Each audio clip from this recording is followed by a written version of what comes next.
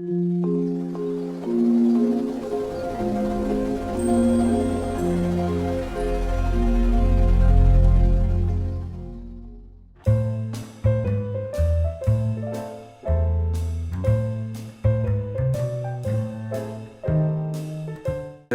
collège François Villon à Saint-Fargeau-Ponthierry est un collège, on va dire, de communauté de communes, bien implanté dans le tissu de la ville, un groupement de villes, donc Ponthierry et Pringy, puisqu'il a 43 ans.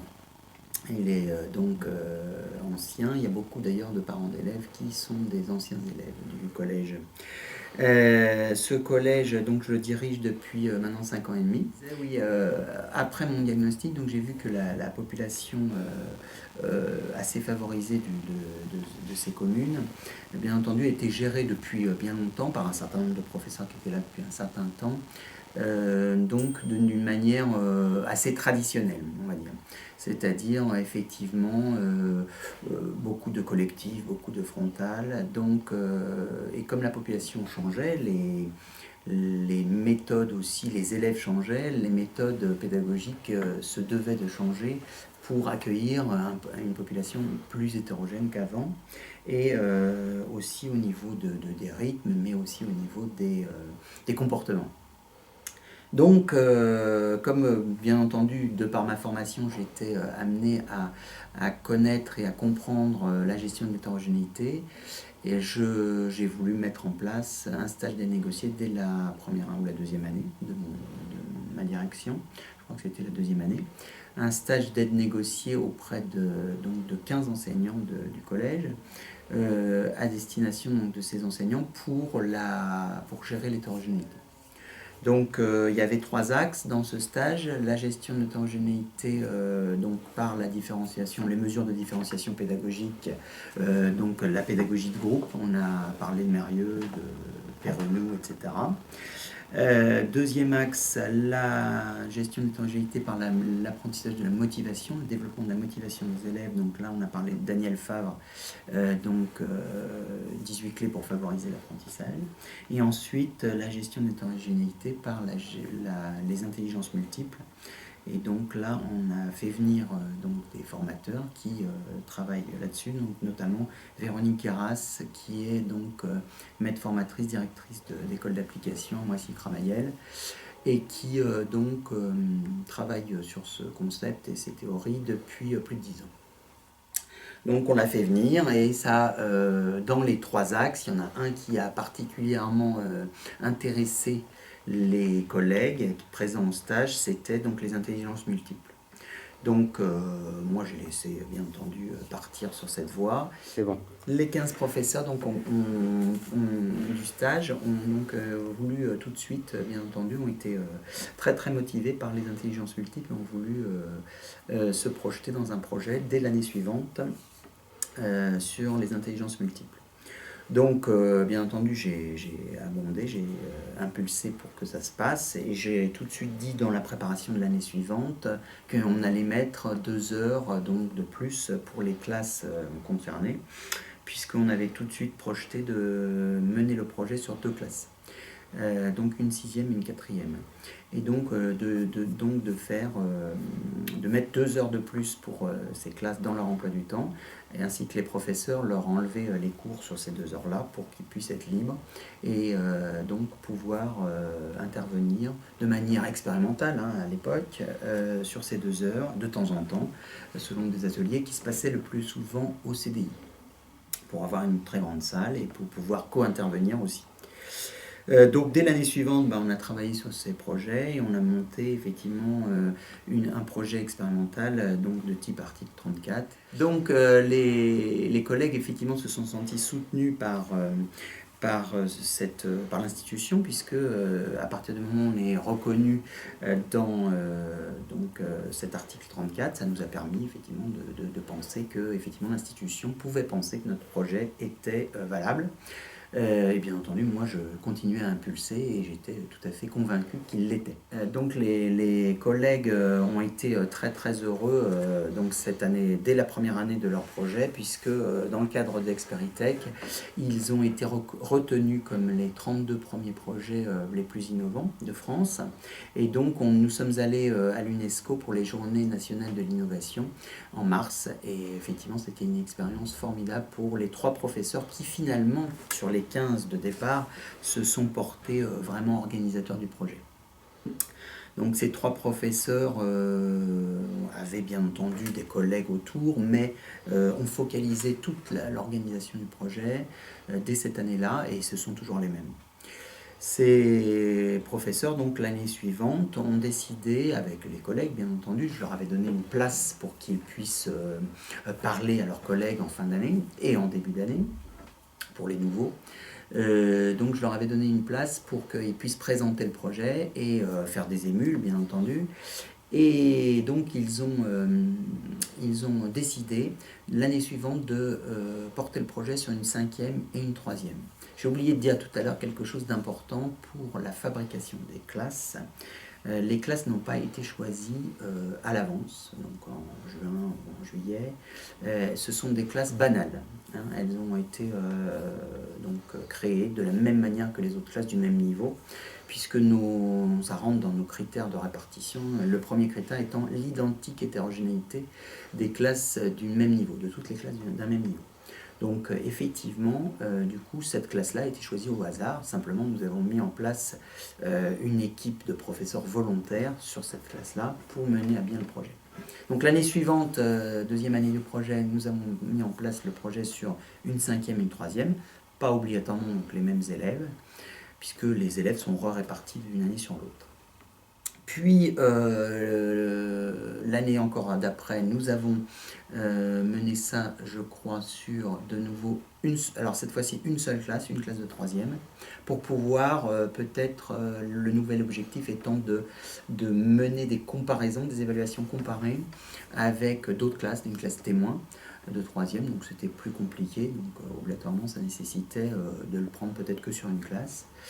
Et voilà, nous sommes maintenant à la 4e année. Nous sommes très contents de ce projet. L'Accardi, le suivi par l'Accardi maintenant est toujours aussi important et nous sommes contents de participer effectivement à une propagation des idées de ce projet. L'idée étant que, bien entendu, les intelligences multiples développent une théorie très intéressante qui maintenant est reconnue par les neurosciences, mais que c'est pas seulement les intelligences multiples qui m'importent, c'est effectivement toujours cette gestion de l'hétérogénéité, et donc à travers l'axe des intelligences multiples, mais vous verrez aussi dans les expériences qui vont être filmées, également la gestion de la pédagogie de groupe, de projet, le travail collaboratif entre pairs, bien entendu donc le conflit socio-cognitif et toutes les choses que nous connaissons dans la pédagogie moderne. Il est bien entendu qu'à partir du moment où ces professeurs sont dynamiques et volontaires, il est toujours très délicat de savoir si c'est leurs actions pédagogiques qui sont prégnantes ou si c'est leur dynamisme, leur volontariat, etc., qui fait que les élèves sont en réussite. Nous avons du mal à le distinguer, à le diagnostiquer. Simplement, on sait que ces professeurs ont fait donc des émules auprès de leurs collègues, que eux-mêmes avaient travaillé sur ces créneaux donc externes à la classe, innovants, expérimentaux, mais que désormais ils le font aussi dans leur classe, on va dire banale. Et donc du coup, ils le font même dans une heure de cours, pédagogie de groupe, travail sur des... parce que ce qui est intéressant dans cette approche des intelligences multiples, c'est les apports cognitifs, les modalités de travail qui sont effectivement développées à travers différents outils et qui ne reprennent pas les outils traditionnels de l'école qui développent, qui sont basés plutôt, qui sont fondés sur uniquement l'intelligence linguistique verbale et l'intelligence logico-mathématique. Là, ils donnent aux élèves des portes d'entrée cognitives qui sont différentes, et donc du coup il rattrape quelques élèves qui ont des intelligences développées dans d'autres intelligences développées, plus développées. Par exemple, donc des élèves qui sont kinesthésiques ou des choses comme ça. On le sait ça depuis très longtemps, hein, puisque Antoine de La Garandrie avait développé aussi les profils cognitifs. Donc il savait déjà depuis les années 80 qu'il y avait des élèves plutôt auditifs, des élèves plutôt visuels, des élèves plutôt kinesthésiques. Donc la théorie des intelligences multiples développe de manière plus importante effectivement les différents profils cognitifs qui avaient été développés par Antoine de La Garandrie dans les années 80, puisque là, il y a 8 intelligences qui sont théorisées, et effectivement, ça nous donne des profils d'élèves encore différents, puisque les 8 intelligences sont toutes en nous, mais qu'elles sont plus ou moins développées. Ce qu'on sait, c'est qu'effectivement, les élèves n'apprennent pas de la même façon, hein, tous les élèves n'apprennent pas de la même façon, et que donc ça signifie pour cette théorie que leurs différentes intelligences ne sont pas toutes au même niveau. Et ce qu'on sait aussi, c'est que l'école, dans son ensemble, et en particulier l'école française, développe des entrées cognitives qui sont souvent effectivement basées sur la linguistique verbale et sur la logico-mathématique. Et que effectivement, ceux qui ne sont pas très doués dans ces intelligences-là ont du mal à rentrer dans les apprentissages. Donc c'est plutôt intéressant de développer d'autres entrées cognitives. Donc le projet est vraiment bien lancé. Nous avons des professeurs dynamiques et intéressés qui souhaitent continuer, le faire rentrer dans leur pratique quotidienne. Donc là, les 3 professeurs en question, c'est clair, c'est déjà fait, mais les autres, leur pratique quotidienne de différenciation pédagogique, et qui sont relayées maintenant par l'institution, par la réforme du collège aussi, bien entendu, puisque les EPI, notamment, enseignement pratique interdisciplinaire, donnent un cadre institutionnel à ces pratiques pédagogiques. Oui, dans le cadre de la réforme du collège, bien entendu, l'année prochaine, nous serons sans doute encore plus amenés à intégrer ces pratiques au quotidien, puisque l'esprit de la réforme, l'esprit pédagogique de la réforme, c'est justement de développer la gestion de l'hétérogénéité, à la fois par les temps d'accompagnement personnalisé et aussi par les temps d'enseignement pratique interdisciplinaire. Dans les temps d'accompagnement personnalisé, bien entendu, il est clairement indiqué dans le cadre de la réforme que c'est pour gérer l'hétérogénéité, donc on est vraiment dedans. Il peut y avoir un temps d'AP donc personnel, hein, chaque enseignant peut être amené sur ses cours à faire de l'accompagnement personnalisé, mais il peut y avoir aussi des temps d'AP en co-intervention, comme d'ailleurs les pratiques de pays, donc enseignement pratique interdisciplinaire, où il peut y avoir donc des temps individuels aussi, avec bien entendu un autre temps qui sera dans une autre discipline, mais aussi des temps en co-intervention. Ce qu'ont fait les collègues à travers leurs expériences sur le temps qui avait été imparti de 2 heures au CDI, c'est souvent des pratiques donc, de co-intervention pluridisciplinaires, et donc effectivement ça rentre tout à fait dans notre projet. Ça donne un cadre institutionnel qui est fondamental pour être aussi à l'aise et reconnu dans ce projet. Voilà. Donc la théorie des intelligences multiples a une 30aine d'années maintenant. Elle commence déjà par redéfinir ce qu'est l'intelligence.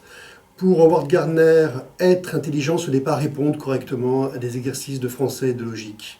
C'est d'abord savoir résoudre tous les problèmes de la vie quotidienne, inventer de nouvelles questions, y apporter des réponses, et surtout fournir un service, fournir un bien qui est valorisé par son groupe culturel. Donc après de nombreuses recherches sur le fonctionnement du cerveau, avec l'aide de l'imagerie cérébrale, Howard Gardner en est venu à affirmer que le cerveau disposait de 8 intelligences. C'est-à-dire c'est un potentiel biopsychologique. Ces 8 intelligences sont universelles, elles valent pour chaque être humain et elles sont autonomes. Mais pour un individu standard, comme vous et moi, elles travaillent toujours de concert, et chaque comportement implique généralement de combiner plusieurs d'entre elles. Pour nous, enseignants, cette théorie ouvre un champ pédagogique absolument gigantesque, car elle permet à chaque élève de s'approprier une connaissance, une compétence voulue. La pédagogie par les intelligences multiples s'organise en ateliers de 3 à 4 élèves en groupe, et l'idée, c'est que chaque élève trouvera à un moment donné un atelier où il se sentira à l'aise parce qu'il correspond à une intelligence où il est dominant. Et comme il est à l'aise, il va être acteur, il va être actif, il va être dynamique, il va fournir un travail sérieux, c'est-à-dire qu'il va être concentré et il va vouloir bien faire. Et s'il tombe sur un atelier où il ne se sent pas à l'aise, où il est totalement un peu indifférent, il y a un camarade à ses côtés qui, lui, sera à l'aise. Et donc l'énergie communicative de ce camarade va l'amener à se concentrer, à découvrir des choses et à s'impliquer dans l'atelier de groupe. Donc lors d'une séance d'intelligence multiple, nous avons des élèves qui sont actifs, qui sont concentrés, qui sont dans l'échange et qui fournissent un travail qu'ils veulent de qualité. Donc l'intelligence interpersonnelle, c'est l'intelligence du contact avec les autres. C'est vraiment les élèves qui aiment apprendre avec les autres, reformuler ce qu'ils ont appris, aider les autres. Donc c'est les moments où on fait les travaux de groupe en général. Ce sont des élèves qui sont souvent, c'est une dominante dans laquelle on arrive bien à identifier ce que les autres peuvent ressentir. C'est vraiment l'intelligence de l'empathie en fait. Ce sont souvent les métiers comme les enseignants, les psychologues, les infirmiers, ceux qui ont un travail dans la relation à autrui, en fait, dans l'aide. Je vais vous présenter donc l'intelligence naturaliste. C'est une intelligence qui s'exprime par la classification et l'observation. C'est-à-dire que les élèves ont une capacité étonnante à identifier les formes, les structures, à distinguer et classifier par exemple les animaux, les roches, les étoiles, les planètes, mais aussi des éléments qui sont moins naturels comme les voitures ou les vêtements. Ils sont souvent habiles et ont une facilité dans les matières scientifiques et dans des projets pour la défense de la nature, le développement durable, etc. Ces élèves apprennent davantage dans un environnement naturel, quand ils sont dans un jardin, quand ils sont au pied d'un arbre, etc. Et quand ils peuvent mettre en lien le contenu et leur apprentissage avec la nature et qu'ils peuvent trier ou classer les données. Voilà. Super. Quel bilan tu fais, toi, des intelligences multiples ? En classe ? Ouais, la plus-value élève. D'accord, enfin... moi je fais surtout, dans mon établissement, Alors, je suis... On recommence parce qu'on ne va pas entendre ma voix. Pardon. Donc dans le bilan que je fais des intelligences multiples, moi je fais des intelligences multiples, mais surtout au niveau disciplinaire. Dans mon établissement, on n'a pas encore réussi à mettre en place des séances bidisciplinaires. Je trouve que ça permet aux élèves, même quand ils sont pas forcément motivés par une notion, de se mettre au travail et d'apprendre un tant soit peu de choses et de raccrocher des élèves qui ont un profil, qui sont pas très scolaires. Voilà. C'est plus facile, je trouve, pour eux d'apprendre et de les mettre au travail, de les motiver sur une notion, un concept, de rentrer dans un apprentissage. Aussi, parce que je suis enseignante en UPE2A, donc pour faire entrer les élèves non francophones, c'est vrai que ça m'apporte une porte d'entrée que je n'aurais peut-être pas forcément utilisée si je n'avais pas eu la formation pour les intelligences multiples. L'intelligence intrapersonnelle s'exprime par la profonde connaissance de soi. Donc les élèves dominants en intelligence intrapersonnelle ont une grande aptitude en fait à comprendre, à décoder et à exprimer leurs émotions. Ce sont des élèves qui en général travaillent mieux seuls et qui ont une grande capacité de concentration. Ils aiment suivre leur intuition, ils aiment s'investir dans un travail personnel en travaillant à la maison et à leur rythme. Un élève intrapersonnel en fait apprend mieux seul en planifiant son travail, en réalisant un projet individuel et en travaillant à son rythme dans un espace personnel. C'est en général l'intelligence qu'on retrouve chez les psychanalystes, chez les poètes et chez les philosophes. Donc quand on fait des séances d'intelligence multiple en classe, la particularité c'est de les faire travailler en groupe. Donc a priori, un élève qui est en intelligence intrapersonnelle va être peut-être moins à l'aise que s'il avait un travail à réaliser à la maison. Simplement, dans les tâches qu'on peut être amené à leur donner, il peut s'agir de se mettre à la place d'un personnage.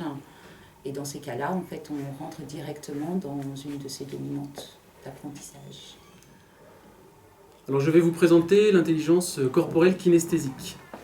C'est une intelligence qu'on va trouver chez les élèves qui spontanément apprécient le mouvement. Ils aiment bouger, ils aiment toucher, expérimenter, manipuler. Ce sont des élèves qui développent un langage non verbal assez construit, basé sur les expressions, les mimiques, les mouvements corporels. Et ce qui est intéressant, c'est qu'ils ont une excellente lecture également de ce langage-là chez les autres. Alors ce sont des élèves qu'on va retrouver très à l'aise dans des activités bien évidemment type sportive, on imagine la danse.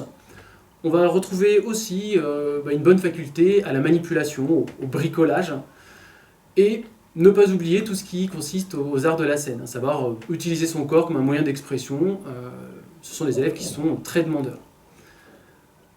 Leur mode d'apprentissage reprend cette nécessité du mouvement. Alors ils vont apprendre par le mouvement, mais ils vont également mémoriser en mouvement.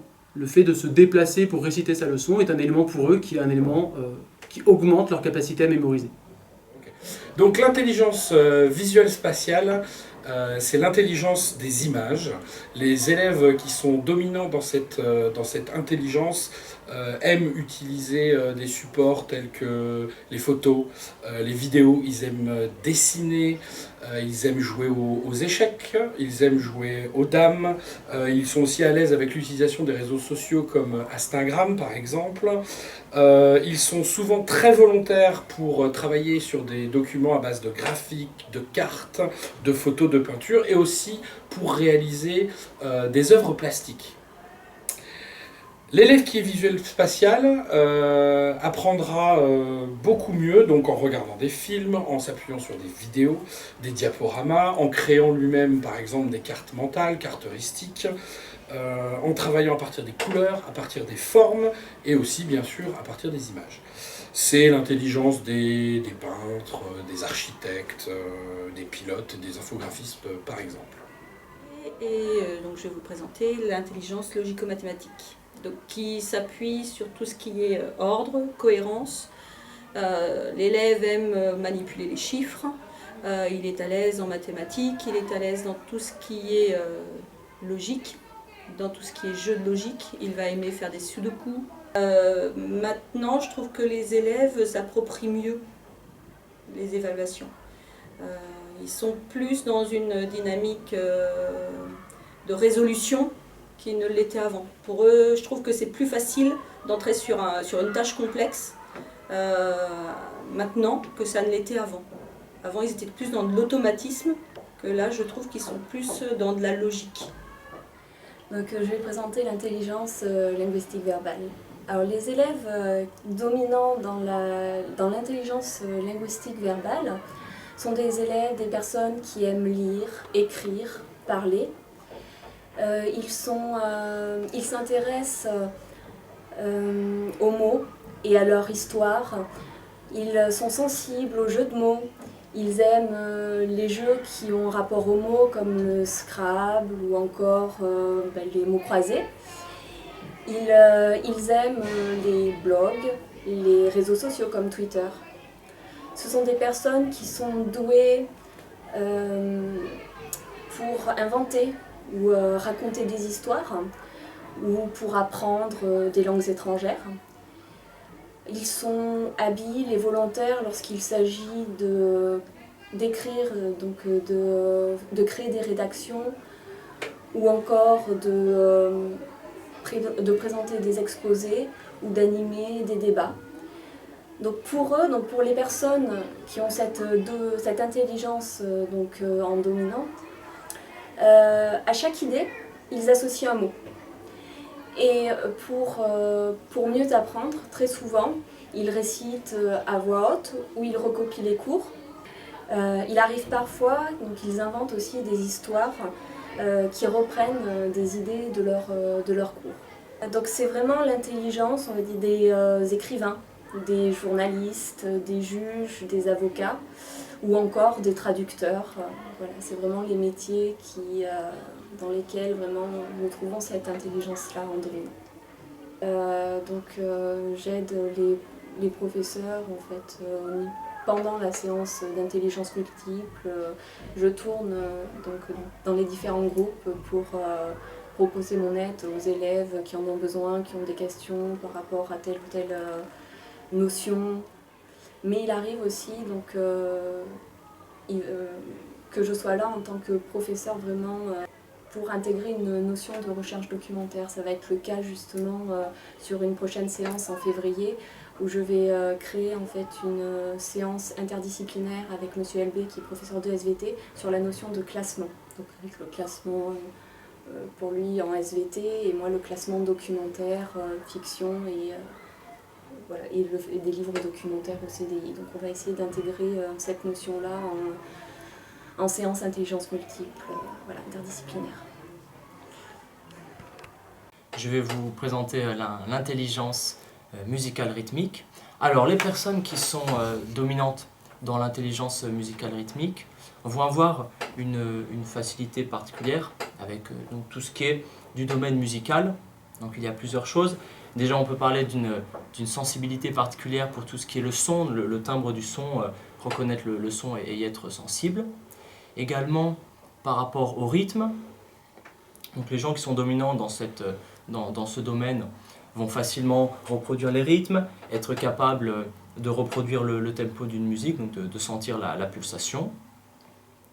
Également, je dirais que dans l'intelligence musicale rythmique, il y a aussi la sensibilité à la musique, à l'expressivité de la musique. Par exemple, il y a des élèves, ça c'est assez étonnant, qui aiment s'environner de musique quand ils travaillent. Donc là, la musique peut être là pour transmettre une émotion, communiquer une émotion, pour créer une ambiance de travail particulière en mettant une musique en fond sonore. Voilà. Donc pour ce qui est de l'aisance par rapport au son, la capacité à reconnaître le son, on peut par exemple prendre comme exemple les ingénieurs du son. Donc là, ces gens-là ont vraiment une capacité formidable à être sensibles aux moindres nuances du son. Donc par exemple, voilà, c'est l'intelligence de ces personnes. Pour les élèves, il y a quelque chose de vraiment remarquable dans l'intelligence musicale, c'est leur facilité à mémoriser en passant par l'intermédiaire de mélodies, de rythmes. Donc ça, c'est quelque chose que je pense les élèves ne font pas assez. C'est de transformer leurs leçons, ce qu'ils ont du mal à retenir, en mélodie, mettre des éléments de cours sur une mélodie, sur une chanson existante qu'ils aiment, rythmer, faire un rap, une mélodie, plein de possibilités, transformer par exemple des équations mathématiques en rythme pour les mémoriser. Donc ça, c'est vraiment un super outil pour la mémorisation.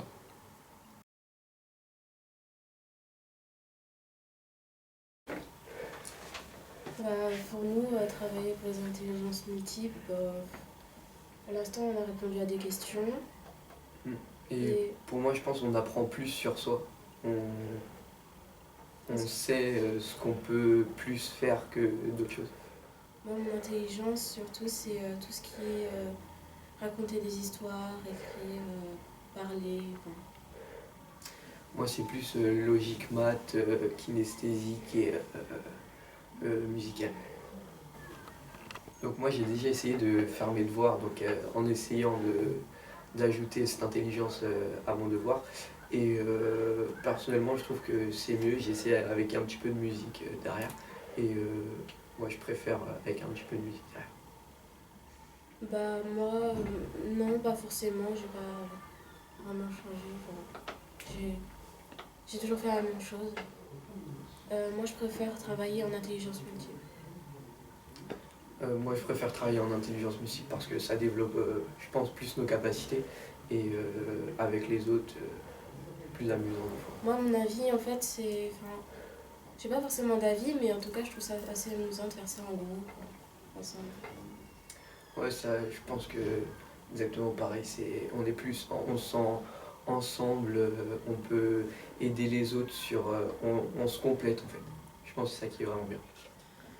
Dans les intelligences multiples, ce que j'apprécie, c'est qu'on fait différents ateliers pour développer certaines parties de notre cerveau, enfin, comme j'appelle ça comme ça, qui permettent de savoir un peu plus comment les utiliser. Mon intelligence principale, ça doit être le bouger, le sport et la lecture. Dans les intelligences multiples, j'aime à peu près tout. Il n'y a pas un atelier que j'aime pas. La différence entre les ateliers d'intelligence multiple et la classe, c'est qu'on se met plus dans l'atelier multiple parce que ça nous motive un peu plus. Ça nous fait développer certaines capacités de notre cerveau qu'on aime faire développer et qu'on aimerait faire développer davantage. Et grâce à ces ateliers, ça nous fait développer. Alors qu'en classe, il y a certaines capacités qu'on développerait pas dans certaines matières. La conséquence sur notre travail, oui, ça aura une conséquence. Je pense que ça rend mes autres camarades un peu plus joyeux, qui se mettent un peu plus dans l'ambiance, qui travaillent eux aussi. Je pense qu'ils pensent un peu comme moi, qui aiment bien travailler certaines capacités de leur cerveau. Il y en a qui apprécient des ateliers que d'autres n'apprécient pas, et c'est normal, parce que chacun a sa personnalité. Oui, je pense que ça peut mieux nous comprendre, parce que des fois, il y a quelqu'un, peut-être que ça n'a aucun rapport, mais des fois, il y a peut-être quelqu'un qu'on n'aime pas, et quand on travaille avec lui, on se rend compte que lui aussi veut développer la même capacité que nous. Les intelligences multiples, ça mélange les disciplines. Je pense aussi, oui, ça peut mélanger les matières, je pense, oui. Oui, je pense que travailler dans les intelligences multiples, ça change le rapport prof-élève, parce que je trouve que les professeurs s'investissent plus, dans leurs cours, ils aimeraient faire leurs cours, c'est normal. Et dans les intelligences multiples, comment dire, c'est comme s'ils faisaient leurs cours, mais ils étaient un peu plus sereins, ils nous aidaient bien, et voilà.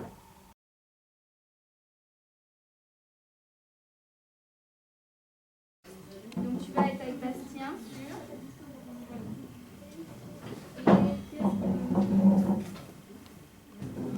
C'est vachement.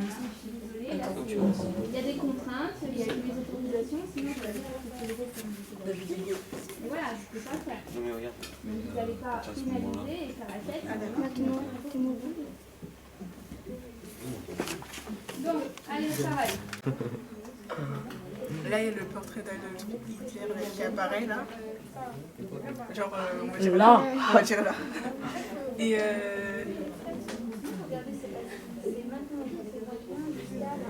là, tu vois un peu, genre, ils utilisent ensuite des visages de jeunes nazis ayant combattu pour le Führer durant la Seconde Guerre mondiale, nombre d'entre eux. En fait, toi tu dois juste le dire s'il y a entre... Moi, je dis juste ce qu'il y a entre les guillemets. Et là...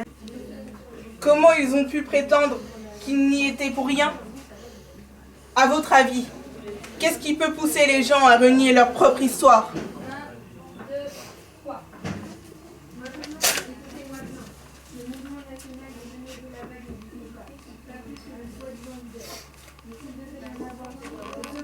Alors qu'est-ce que vous venez de faire là en fait? On vient de rejouer la chaîne terminale où Ben Ross... Où ils apprennent que tout ça c'était... qu'un mensonge. Un mensonge en fait. Oui, mais c'est là. C'est là.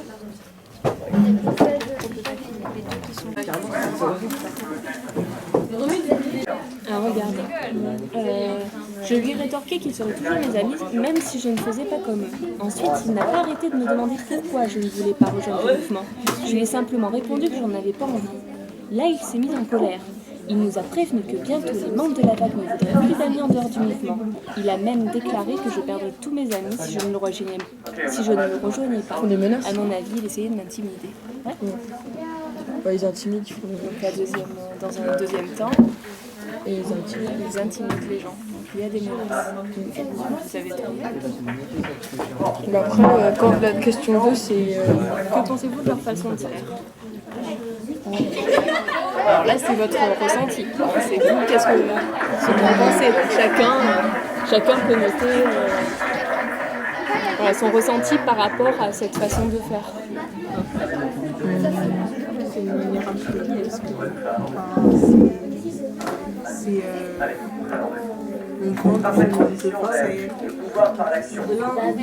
On vante déjà, oui. Oui, c'est un peu forcer les gens avec... Donc ça serait plus nul, on peut appeler ça.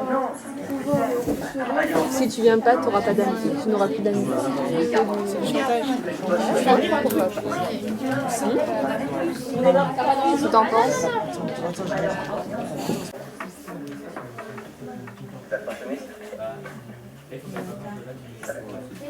Rainer! Naturellement, le statut de leader induit le respect. C'est pourquoi il n'y a plus de Rainer Wittgen. Désormais, vous devrez m'appeler Monsieur Wenger. Et voilà, on vient poser. Toi, du coup, on t'a pas sonné. Oui. Oui, vous allez avoir besoin d'une feuille, une feuille par groupe. C'est pour ça que je dis Driss, il va pas.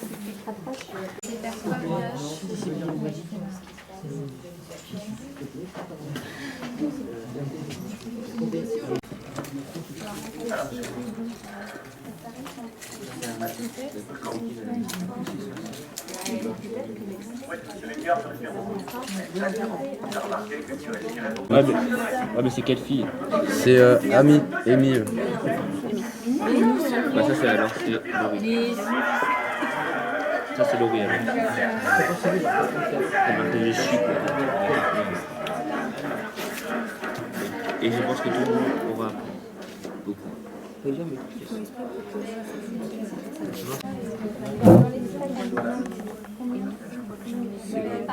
Amy venait vers eux, tête baissée, parce qu'elle a reconnu leur vie, des fois Écho, c'est son ami.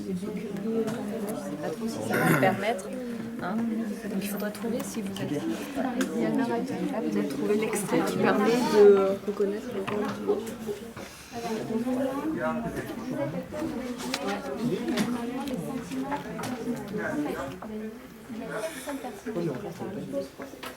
Mais les autres doivent alphabet, de la suiveuse, leur mimique,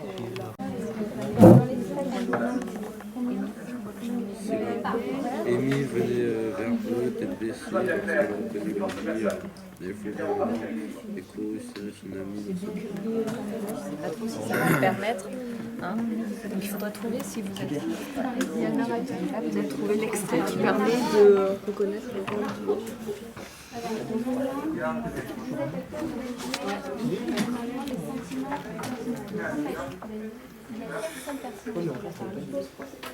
Mais les autres doivent alphabet, de la suiveuse, leur mimique, Après, il y a le détecteur, c'est Ben Ross, ça c'est sûr.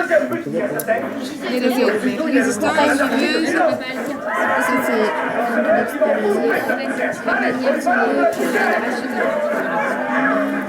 C'est lui là, le second du dictateur. C'est Robert. C'est Ben qui pense, c'est Ben. Ah oui, le second dictateur. C'est là. La suiveuse, c'est Ami.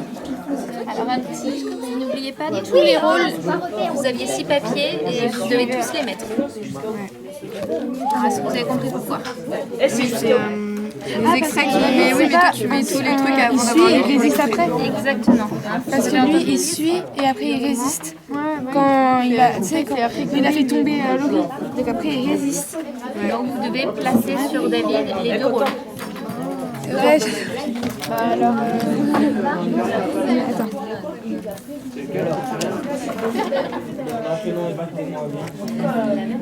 Perdez pas de...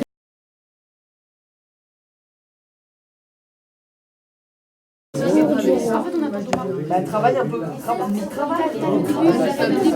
Mais tu peux peut-être commencer à regarder ça. Quelles associations, par exemple?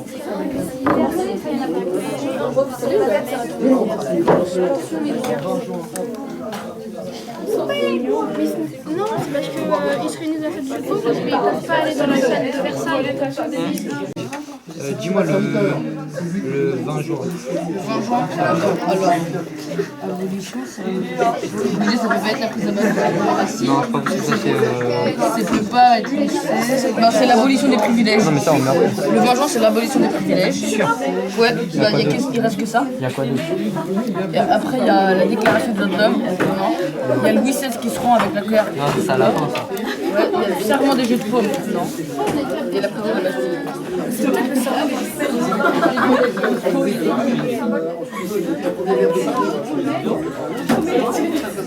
Mais Ça, à mon avis, attends.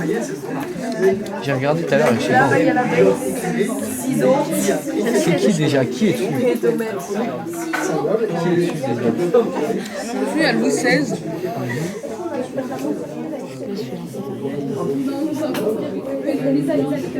Déjà le 14 juillet, c'est la prise de la Bastille. Déjà le 14 juillet, c'est la prise de la Bastille. C'est le 14. D'abord, il y a eu ça. Eh, c'est compliqué. Prise de la Bastille, c'est ça. Tu me comme ça. C'est quoi les imailles? Ah oui, avant la... Ouais, ouais. C'est des mailles, c'est qui?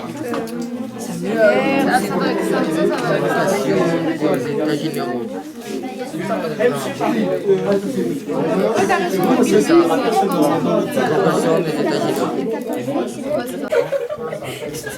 Tu vas voir après, tu vas voir. Des films, les maillots, tu veux dire?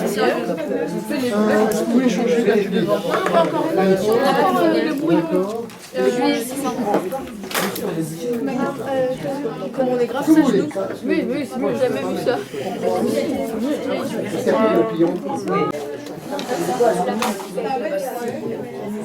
Donc tu viendras faire... Et voilà le talent.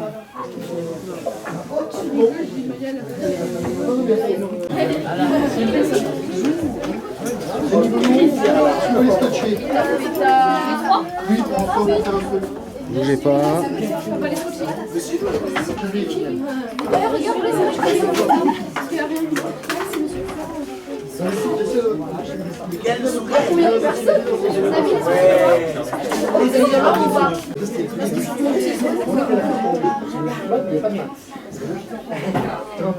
Ok, qu'est-ce que vous pensez de ce travail?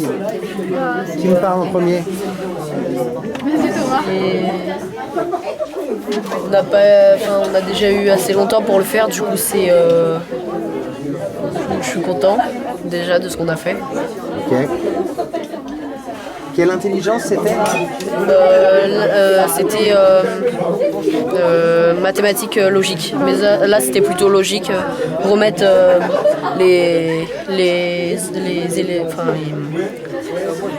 remettre dans l'ordre chronologique les événements qui se sont déroulés pendant la Révolution française. Ok. Quelqu'un veut dire quelque chose à rajouter? Est-ce que vous avez trouvé que c'était une séance de travail agréable? Oui, surtout qu'on l'a fait en cours. Vas-y, redis-le-moi s'il te plaît. Bah, en fait, comme on l'a fait en cours, c'était plus pratique pour les remettre dans l'ordre. Je suis d'accord. Vous étiez d'accord au début? Au début c'était un peu difficile parce qu'on n'était pas tous vraiment dedans au départ. Il fallait trouver les dates et tout ça. Mais une fois qu'on avait trouvé les dates, c'était assez simple de coller et de les placer. Il y a beaucoup de temps, genre il y a 10, 20 secondes. Vous n'êtes pas obligé de respecter tout ça, on va un dialogue, c'est pas grave. Ne vous embêtez pas, s'il faut raccourcir, raccourcissez. Il peut y avoir des silences, parce que là, ça sera plus déroulé, bien sûr. Parce que là, pour l'instant, on a fait Bailly, il parlait, puis on stoppé, puis après c'était le roi, puis après c'était Bailly. C'était trop carré. Ouais, non, en fait, c'est un peu. S'il y a des moments de silence, c'est pas un souci, parce que vous pouvez, en une demi-heure, de toute façon, vous ne pouvez pas faire un dialogue parfait de plusieurs minutes, c'est impossible. Voilà. Vas-y. Vous voulez? Regarde bien le truc. Regarde bien le truc, à chaque fois c'est toi qui parles et tout. Oui, regarde. Toutes mes salutations, Majesté. Aujourd'hui, le royaume est en guerre. Il faut vous réconcilier auprès du peuple au plus vite. Je vous remets donc cette clé pour une confiance retrouvée.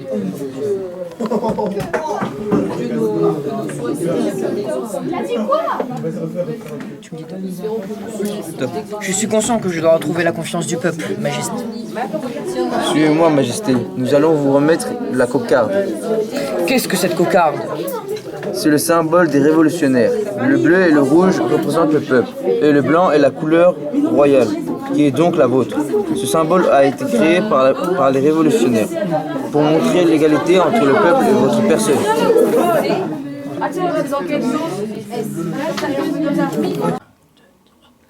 Allons français, Thiers et gloire, le jour de gloire.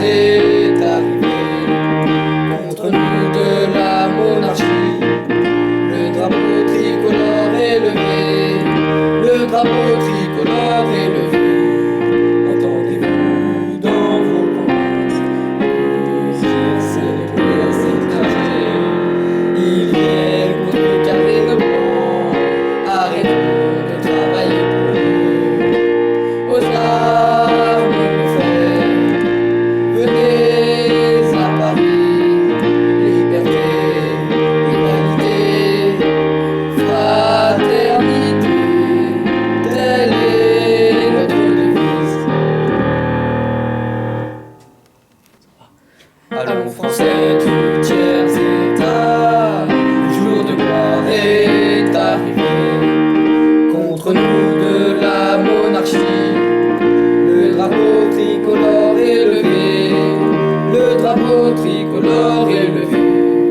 Entendez-vous dans vos provinces mugir les nobles et le clergé? Ils viennent pour carrer nos plans, arrêtons de travailler pour eux. Aux armes mes frères, venez à Paris. Liberté, égalité, fraternité, telle est notre devise. Bravo! Vous avez eu raison de persister.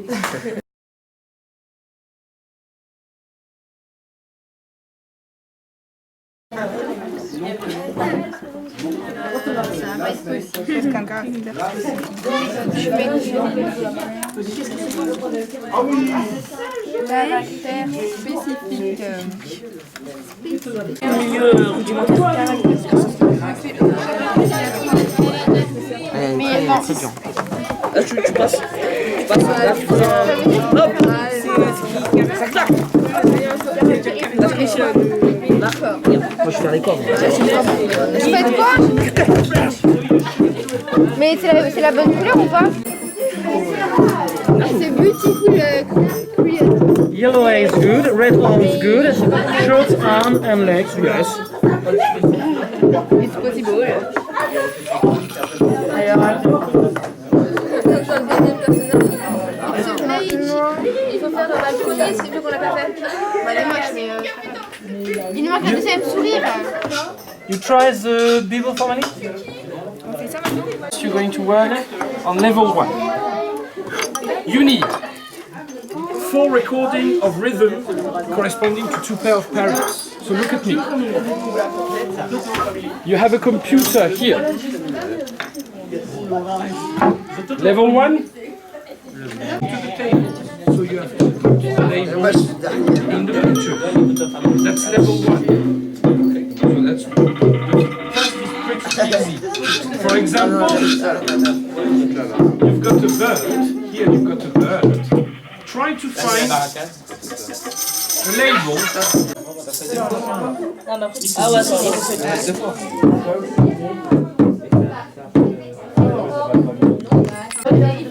un chien c'est un nose. Very good. Very good. Very good. It's absolutely perfect. So if you want some help, ask him. Oh, j'avais terminé aussi. It's very good tout. It's absolutely not. No. What is it? Chauve-souris. It is not a big. Ah yes. Bah oui, mais It's a problem. Allez, vas-y, je me Head mouth. Yes. Ça part sur de la recopiation aussi. Voilà. Ah mais ils font de la pâte à modeler. Vous me rendez ma couleur? Quel col? Non. Oui, oui. Est-ce que vous avez trouvé tous le même résultat? Ouais, mais on l'a mangé. Ouais.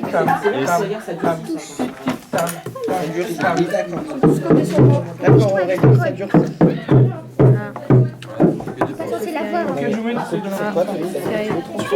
Une carte, donc face cachée.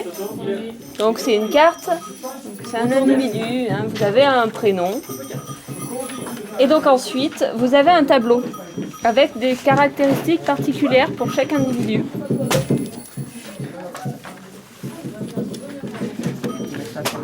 Donc, bird, flies, human, fish, cat. Et après, donc chaque famille a des caractéristiques. Wings, hair, teeth, four members, etc. Donc à vous de poser des questions, tout simplement pour deviner qui vous êtes. D'accord, c'est le jeu du qui suis. D'accord. Donc est-ce que je vais avoir des cheveux, est-ce que je vais avoir des dents, etc. Et donc grâce à ça, vous allez réussir à deviner votre prénom.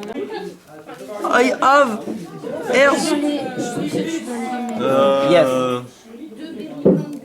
Yes. Oh yes, yes, yes. Daiji.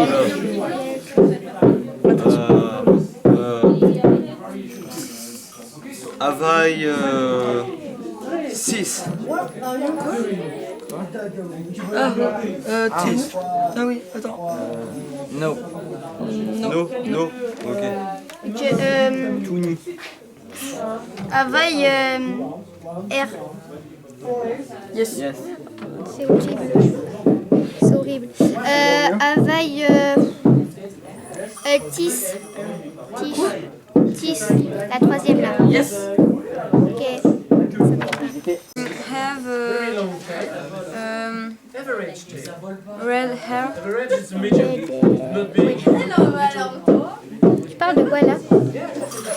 Ah non. Bah, tu poses une question. Est-ce que je suis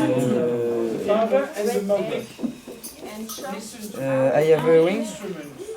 Ah, tu le dis en anglais? Ouais, parce que voilà. Moi, je dis en français, moi. Dis-le en français, s'il te plaît. Est-ce que j'ai des wings? Ça te va? Yes.